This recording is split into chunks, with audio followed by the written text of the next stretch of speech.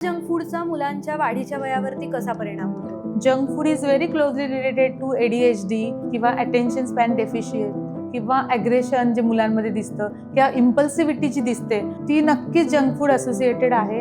हे प्रूव्हन आहे. किती केचप खातात मुलं, म्हणजे काही पण पोळीबरोबर केचप म्हणा, पराठा म्हणा केचप, मॅगी म्हणा केचप, सगळ्यामध्ये केचप घालतात. आपल्याकडे फर्मेंटेशनमध्ये म्हणजे आपल्याकडे लोणची आहेत ग, आणि विचार ग्रेट सोर्स ऑफ प्रोबायोटिक. तू भारतात जर बघितलं ना तर 70% स्त्रिया किंवा मुली ह्या ॲनिमिक आहे, म्हणजे हिमोग्लोबिनची लेवल ही बिलो 10 आहे.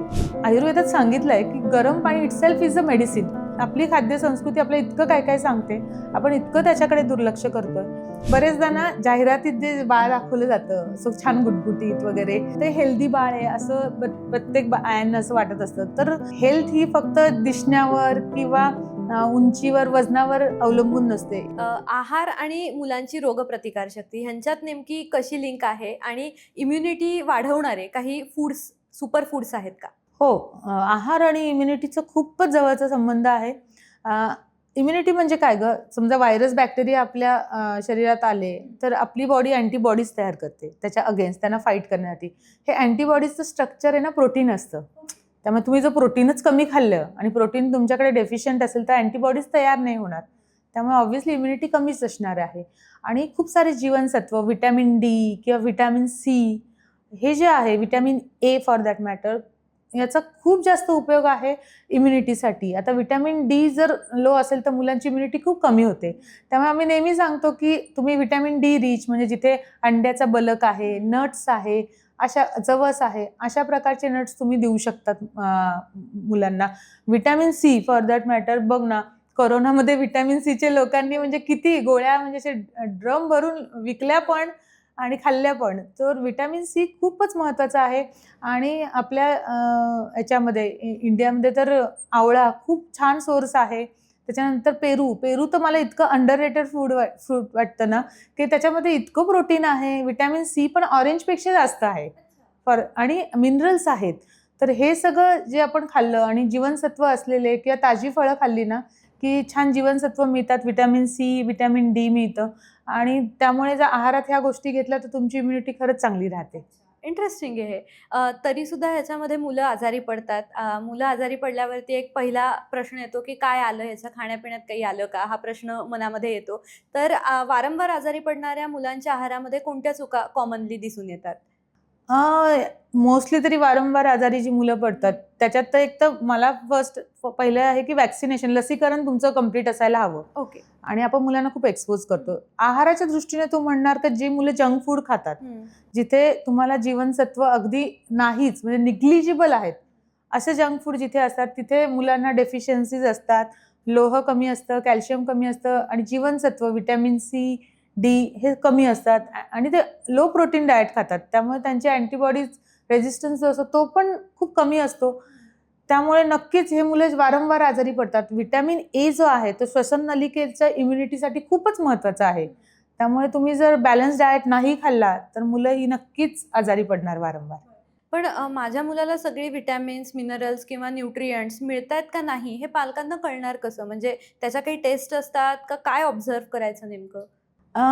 ॲक्च्युली हा खूप कॉमन असा वेग मला प्रश्न विचारला जातो की माझ्या मुलाला म्हणजे पोषण व्यवस्थित जातंय की नाही, माझं बाळ व्यवस्थित वाढतंय की नाही. तर याच्यात क्रायटेरिया खूप आहेत बरं का, की बरेचदा ना जाहिरातीत जे बाळ दाखवलं जातं असं छान गुटगुटीत वगैरे, ते हेल्दी बाळ आहे असं प्रत्येक आयांना असं वाटत असतं. तर हेल्थ ही फक्त दिसण्यावर किंवा उंचीवर वजनावर अवलंबून नसते. मुलांचं माइलस्टोन्स पण खूप महत्त्वाचे असतात. याच्यामध्ये आता तुम्ही जर डॉक्टरांना विचारा पिडियाट्रिशियन म्हणून, तर तिथे ना weight for age, height for age, weight for height असे क्रायटेरिया आमचे असतात. त्यामुळे मुलं जर त्या ग्राफमध्ये बसत असेल तर तुमचं बेबी हेल्दी आहे, त्यांना पोषण चांगलं मिळतं आहे. तर वजनाचंच तू घेऊन बघितलं तर ना बरेचदा असं होतं की माझ्या मुलाचं वजन वाढत नाही असं आया म्हणतात. पण मी सांगते की तुम्हाला वजनाचं जर तुम्हाला क्रायटेरिया बघायचा आला ना, तर 3 किलोचं बाळ जर जन्माला आलं ना तर 5 महिन्याच्या शेवटी ते डबल होणार आहे, 6 किलोचं होणार आहे. पहिल्या बर्थडेला ते ट्रिपल होणार आहे, म्हणजे 9 किलोचं होणार. आणि दुसऱ्या बर्थडेला ते 4 पट होणार आहे. तर अशा प्रकारे तुमचं बेबी जर रेंजमध्ये वाढत असेल तर तुमच्या मुलाला नक्कीच न्यूट्रिशन चांगलं आहे आणि पोषण मिळतं आहे. हाईट, उंचीचाही आलेख असतो आणि सर्वात गोष्ट आपण विसरतो ना, माइलस्टोन्स. म्हणजे आता किती अशी बाळं बघते ग मी, की गुटगुटीत असतात, छान आहेत, पण 6 महिन्याचे तरी मान धरत नाहीये किंवा पलटी मारत नाहीये. तर हे तू हेल्दी बाळ म्हणू नाही शकत या बाळाला. फक्त वजन हा क्रायटेरिया खूप पॅरेंट्समध्ये मी बघते आणि खूप छान वजन थोडेसे मार्जिनल असलेली मुलं पण अशी चुणचुणीत असतात आणि यांना मोटर माइलस्टोन म्हणजे दुसऱ्या तिसऱ्या महिन्याला उलथं पालथं होणं, पोटावर सरकणं किंवा विथ सपोर्ट, विदाऊट सपोर्ट बसणं, 9व्या महिन्यात फर्निचरला धरून उभं राहणं, हे सगळे मोटर माइलस्टोन अचीव्ह केले तर तुमचं बाळ हेल्दी आहे. सोशल माइलस्टोन्स आहेत, की सोशल स्माईल आहे, ते आपल्याला ताता बाबा म्हणतात किंवा आपल्याला मिमिक करतात, टाटा म्हणणं किंवा विठ्ठल विठ्ठल म्हणणं, असे जे माइलस्टोन जर मुलांनी तुमच्या 9व्या-10व्या महिन्यात अचीव्ह केले तर तोही क्रायटेरिया आम्ही सांगतो की तुमचं बाळ हेल्दी आहे. सो असं काही नाहीये की आणि जर तुमचं बाळ निरोगी आहे, सारखं आजारी पडत नसेल तर सारख्या टेस्ट करायची फार गरज नसते. पण ऑब्व्हियसली आपल्याला असं दिसतं की 6 महिन्यात जर ह्या बाळाला इन्फेक्शनचे 4-5 एपिसोड झाले आहे, इन दॅट केस थोडंसं आम्ही न्यूट्रिशनची हिस्ट्री घेतो आणि त्यातूनही काही आम्हाला नाही सापडलं तर मग आपण काही टेस्ट करू शकतो, जिथे आपण व्हिटॅमिन D3 किंवा B12च्या तपासण्या करून घेऊ शकतो. ओके. वजन वाढण्यामागे अजून एक कारण असंही असतं की जंक फूडचं वाढलेलं प्रमाण, की पॅकेज्ड फूड देतात, कुरकुरे असतील, काही अजून चटपटीत पॅकेज्ड फूड असेल, तर हे प्रमाण सुद्धा खूप वाढलेलं आहे, की मधल्या वेळेला जी भूक लागते मुलांना, शाळेतनं आल्यावर असेल किंवा मध्येच कुठेतरी क्लासला जाताना खायला पटकन द्यायचं असेल, तर हे पदार्थ सर्रास दिले जातात. या जंक फूडचा मुलांच्या वाढीच्या वयावरती कसा परिणाम होतो? जंक फूडबद्दल तर आपला एक पॉडकास्टही आहे, तो स्पेशल, तो पण बघू शकतो. पण जंक फूड म्हणजे जसं मी सांगितलं की ज्याच्यात न्यूट्रिशन 0 आहे आणि ज्याच्यामध्ये साखरेचं प्रमाण, चरबीचं प्रमाण, फॅटचं प्रमाण खूप जास्त आहे. आणि जंक फूड खाल्ल्यामुळे काय होतं ना, मुलांच्या रक्तातली साखर इतकी फ्लक्च्युएट होते, त्यामुळे मुलांचे मूड स्विंग्स होतात. असे मुलं जेव्हा साखर क्रॅश होते तेव्हा खूप जास्त त्यांना खाण्याची क्रेविंग होते आणि मग ते खूप जास्त जंक फूड अजून खाण्याकडे त्यांची टेंडन्सी आपण बघतो आणि मग ही मुलं हट्टीपणा करतात. आणि ना सायंटिफिकली आता तर प्रूफ झालेलं आहे, डेटा पण आपल्याकडे अवेलेबल आहे, की junk food is very closely related to ADHD किंवा अटेन्शन स्पॅन डेफिशियंट किंवा ॲग्रेशन जे मुलांमध्ये दिसतं किंवा इम्पल्सिव्हिटी जी दिसते ती नक्कीच जंक फूड असोसिएटेड आहे. हे प्रूव्हन आहे. त्यामुळे जंक फूडचा तर हा बिहेवियर डिसऑर्डरमध्ये तर खूप मोठा भाग आहे. आणि दुसरं म्हणजे शारीरिक समस्या, म्हणजे आपण खूप लहान वयामध्ये आम्हाला ॲडोलेसन्समध्ये पण हाय BP, हाय कोलेस्ट्रॉल, इव्हन टाईप 2 डायबिटीज अशा प्रकारचे आजार आपण खूप लहान वयात आता मुलांमध्ये बघतो आहे. त्यामुळे जंक फूड आणि दुसरी गोष्ट म्हणजे जसं म्हटलं की जंक फूड कुठून बघतात मुलं, जेव्हा स्क्रीन बघतात तेव्हा. तिथे इतक्या जाहिराती असतं, त्याच्यात इतका मारा असतो की तिथूनही मुलं जंक फूड खायला शिकतात आणि मग ते स्क्रीन खाताना ते ओव्हर इटिंग आणि मग ओबेसिटी सर्वात म्हणजे बिगेस्ट इश्यू आहे सध्या तरी. आणि आपली नवीन जनरेशन आता ओबेसिटीकडे चालली आहे आणि I think India will be the number 1 in next few years. म्हणजे खूपच हे धक्कादायक वास्तव आहे खरं तर. पण याला रिप्लेस आपण कोणत्या इंडियन फूड्सने करू शकतो, चटपटीत पदार्थांना? आता ना इथे मला कुठेतरी असं वाटतं ना की आपण जे आपल्या खाद्य संस्कृती आहे त्याच्यापासून जर आपण आता दूर चाललोय असं मला वाटतं. तिथे आपल्याला कुठेतरी बदलायला हवं, बदल घडवायला हवा. आपण जे डोळे झाकून पाश्चात्य खाद्य संस्कृतीकडे मुलांचा कल जातोय, पिझ्झा, बर्गर खाण्याकडे मुलांची टेंडन्सी आपण बघतोय, तर इथे कुठेतरी आपण चुकतोय असं मला वाटतंय. आउटसोर्सिंग खूप झालेलं आहे आपल्याकडे. म्हणजे घरात स्वयंपाक तसा मुलं बघतच नाही केलेला. त्यामुळे मला असं वाटतं कुठेतरी स्वयंपाक कसा बनतो किंवा आपण भाजी आणण्यापासूनची जर प्रक्रिया मुलांना इन्व्हॉल्व करून घेतलं तर खूप मुलांचं कनेक्शनही फूडशी डेव्हलप होईल. आणि इंडियाचं खाद्य कल्चर इतकं छान आहे ना, म्हणजे मी तुला सांगेल की म्हणजे याच्यावर बोलायला खूप आहे. उदाहरणं द्यायचे झाले तर एशियन कंट्रीज मला जरा जास्त वाटतात की ना they are more close to their food culture. आता तू बघ ना, कोरियन, जॅपनीज लोक हेल्दी असतात, त्याच्यात ओबेसिटीचं प्रमाण खूप कमी आहे. तर त्या उलट इंडिया आता थोडंसं पाश्चात्य कल्चर करतंय, तर तिथे ओबेसिटीचं प्रमाण, टाईप 2 डायबिटीसचं, हार्ट डिसीजचं प्रमाण खूप जास्त वाढतंय. आणि आपल्या कल्चरशी रिलेटेड ज्या गोष्टी आहे, आता तू बघ जपानमध्ये किमची खाल्ली जाते. इट्स लाईक फर्मेंटेड फूड, प्रोबायोटिकचं काम करतं. त्याच्यामध्ये फर्मेंटेड टोफू असतं, फर्मेंटेड बीन्स असतात आणि ह्या गोष्टी सायंटिफिकली प्रूव्हन आहेत ग. म्हणजे ते ते त्यांच्या रूटशी कनेक्टेड आहे, त्यामुळे ते हेल्दी आहेत. तसं आपल्याकडेही अशा गोष्टी आहेत, म्हणजे सणावाराला जे केलं जातं ते इतकं ऑथेंटिक आहे. आपल्या साऊथ इंडियामध्ये फर्मेंटेशन केलं जातं छान. फर्मेंटेशनचं काय काम असतं की त्या फर्मेंटेशन केल्यामुळे कार्बोहायड्रेट्स, फॅट्स, प्रोटीन छान डायजेस्ट होतात आणि ते डायजेस्ट झाल्यावर आपल्याला पचायला सोपे जातात. त्याच्यामध्ये विटॅमिनची जी संख्या असते, जीवनसत्व खूप छान वाढतात. आपल्याकडे फर्मेंटेशनमध्ये म्हणजे आपल्याकडे लोणची आहेत ग, आणि विचार ग्रेट सोर्स ऑफ प्रोबायोटिक. उगाच ती लोणची सोडून आपल्याकडे विकतची प्रोबायोटिक खाण्याचं फॅड आता आपण बघतो. सो हे खूप अनफॉर्च्युनेट आहे असं मला वाटतं. आणि खूप गोष्टी आहेत सांगण्यासारख्या. म्हणजे मी तुला इथे एक प्रसंग सांगावासा वाटला, इथे आवर्जून वाटतो. आम्ही ना केरळला गेलो होतो एक 4-5 वर्षापूर्वी आणि बाहेरचं खाल्लं तर आमचं पोट खराब झालं होतं, माझं आणि माझ्या लहान मुलाचं. तर तिथे आम्ही त्रिवेंद्रमला होतो.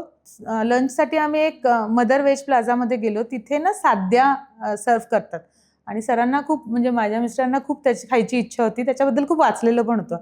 तर आम्ही तिथे गेलो आणि तिथे केळीच्या पानावर तिथे ते साध्या मील असतं, जे खूप ऑथेंटिक आणि ऑस्पिशियस असतं. तर मी ठरवलं की ऑब्व्हियसली पोट खराब आहे, तर आम्ही ठरवलं की आपण लंघन करूया, आज आपण लिक्विड डाएट घेऊया जेणेकरून आपल्याला बरं वाटेल. तर आम्ही तिथे बसलो आणि तो वेटर जेव्हा आम्हाला वाढायला आला तर त्याने पहिले ना गरम पाणी ठेवलं. सो आयुर्वेदात सांगितलं आहे की गरम पाणी इटसेल्फ इज अ मेडिसिन. तर तिथेच मला इतकं छान वाटलं की खरंच आपली खाद्य संस्कृती आपल्याला इतकं काय काय सांगते, आपण इतकं त्याच्याकडे दुर्लक्ष करतोय. तर त्याने गरम पाणी दिलं, केळीच्या पानावर ते वाढायला सुरुवात केली. तर मी त्याला म्हटलं की तू नको, 2च ताटं वाढ, आम्हाला नको आहे. तर तो म्हणला की काय झालं वगैरे. तर मी म्हटलं नाही माझं पोट खराब आहे वगैरे वगैरे. मग थोड्या वेळाने त्यांचा मॅनेजर आला आणि तो म्हटला की मॅडम आप क्या हुआ वगैरे सगळं सांगितलं आम्ही. तर तो म्हटला की मॅडम ऐसे मत करो, आप खाओ, ये सिर्फ फूड नहीं है, ये मेडिसिन है.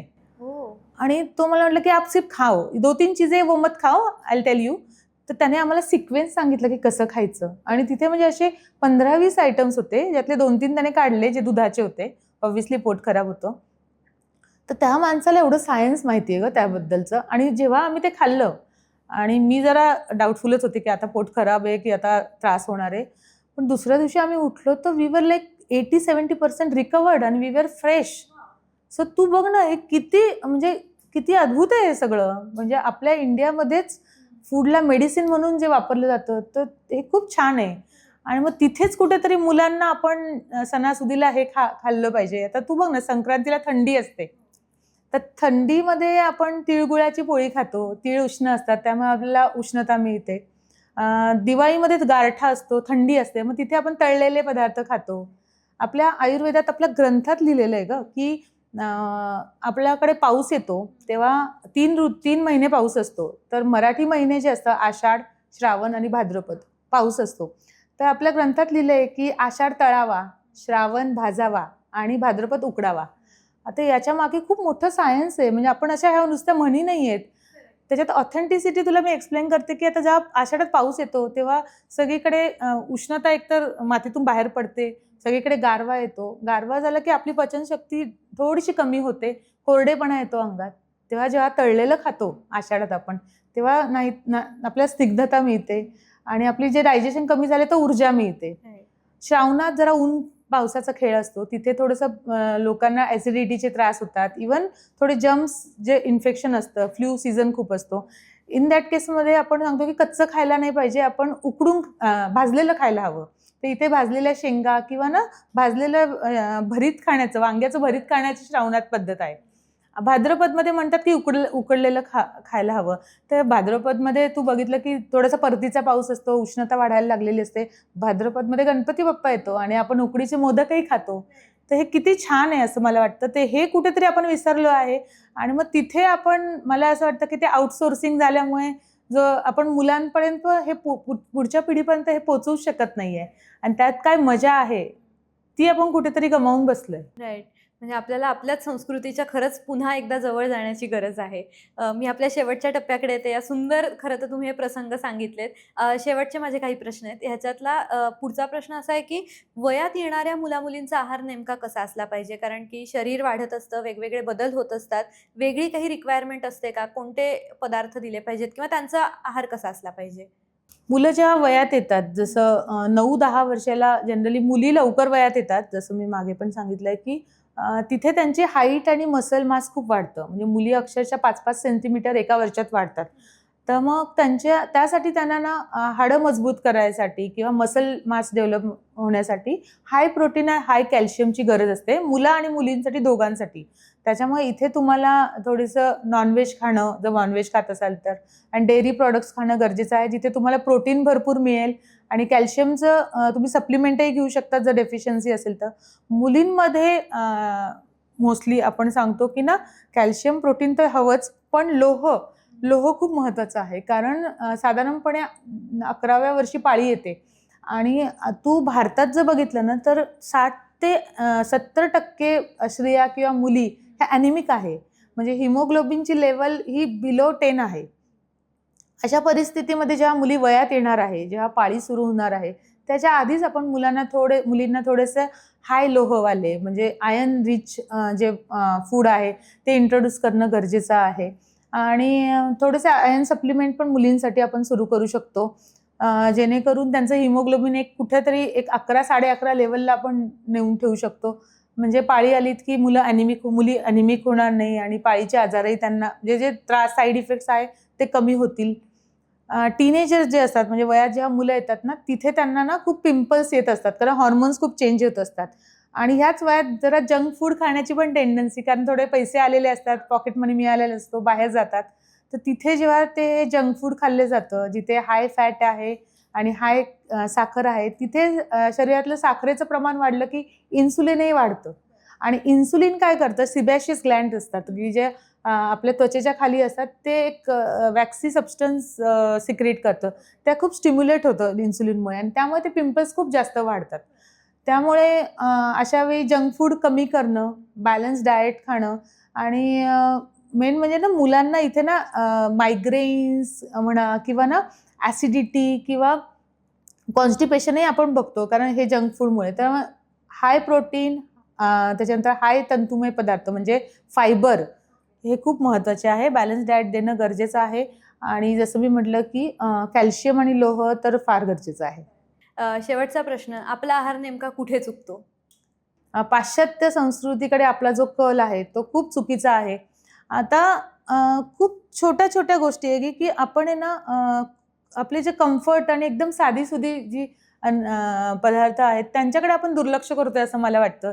याच्यासाठी मी तुला एक छानसं एक्झाम्पल देते, की आता तू साधा वरण-भात, त्याच्यावर तुपाची धार आणि लिंबू, हे जर 4 गोष्टींचं कॉम्बो बघितलं, हे ऑलमोस्ट महाराष्ट्रातल्या खूप जणांचं कम्फर्ट फूड आहे.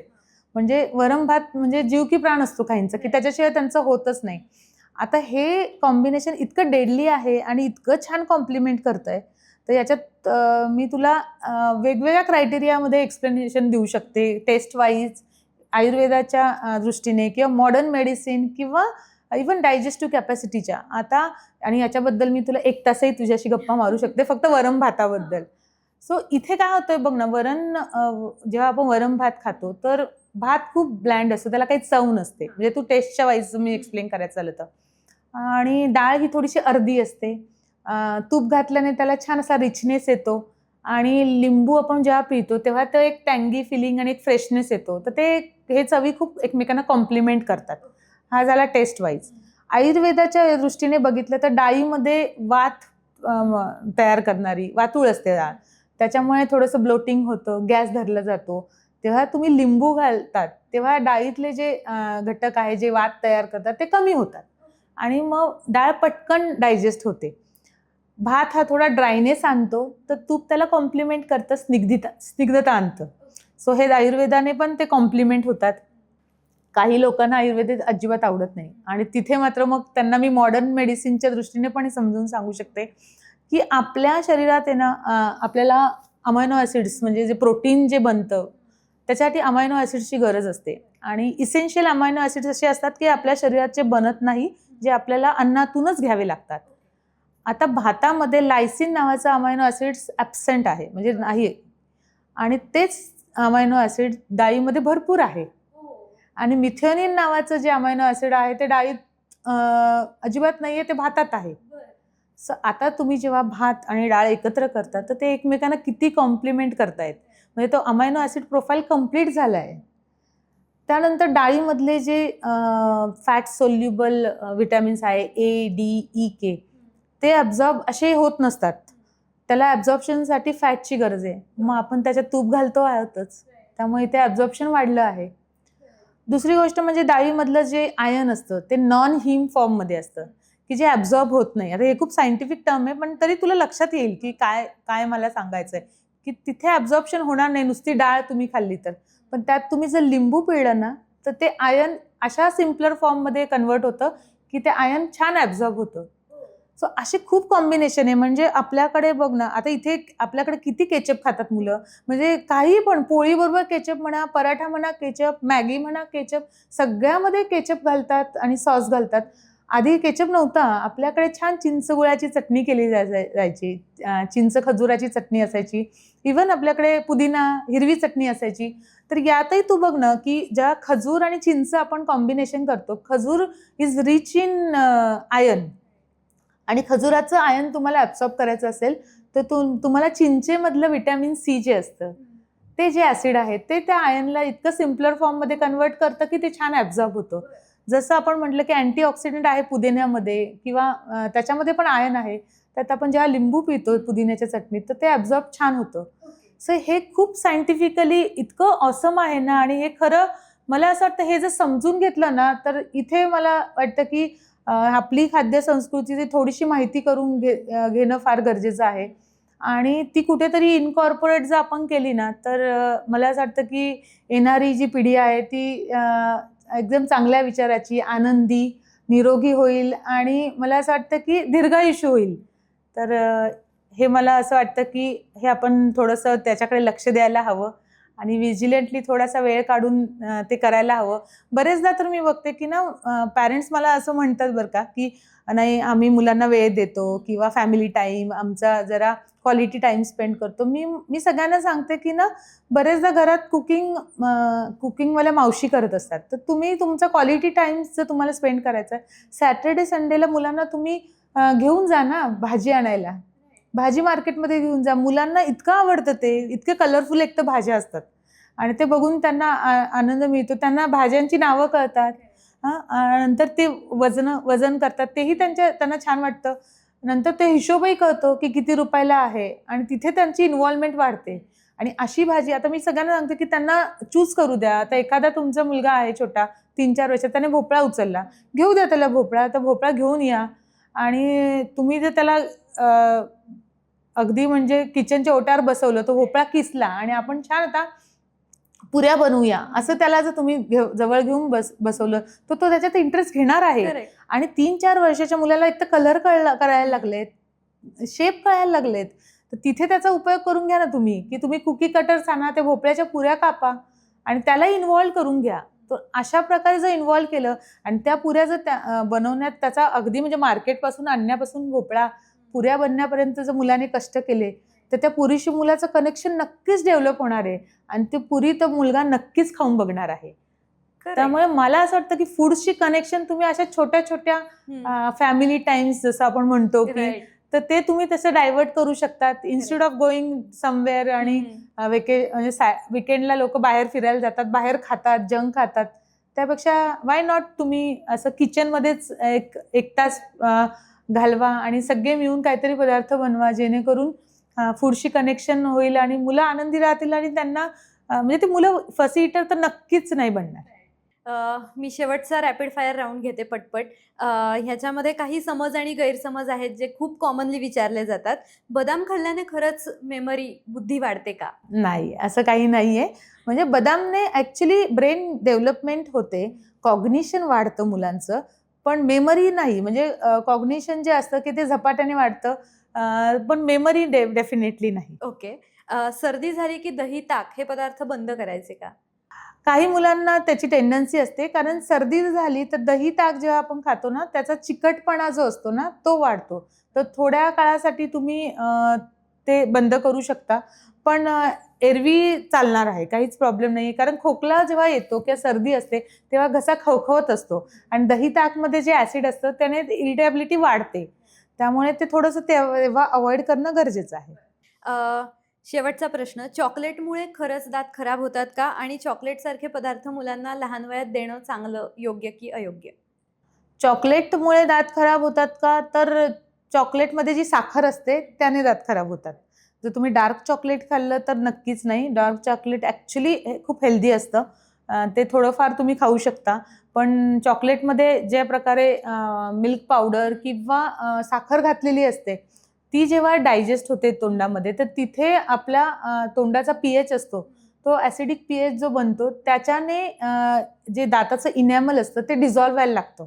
आणि मग ती प्रोटेक्टिव्ह लेयर आहे इनॅमलची, त्याच्यामुळे दात किडायला लागतात.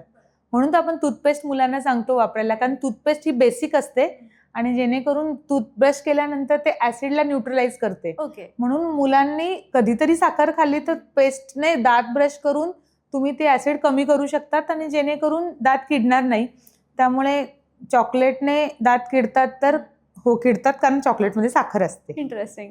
खूप खूप धन्यवाद मॅडम. हा विषय खूप छान पद्धतीने आपण आत्ता डिकोड केला, चर्चा केली, डिस्कशन केलं. मी सगळ्यांना आवाहन करते, की तुम्हालाही काही प्रश्न असतील अजून आम्हाला कमेंट करून नक्की विचारा. तुमचे काही अनुभव असतील तेही आम्हाला तुम्ही सांगू शकता. आज इथेच थांबूया. अशाच इंटरेस्टिंग कंटेंटसाठी पाहत रहा थिंक टीव्ही. धन्यवाद.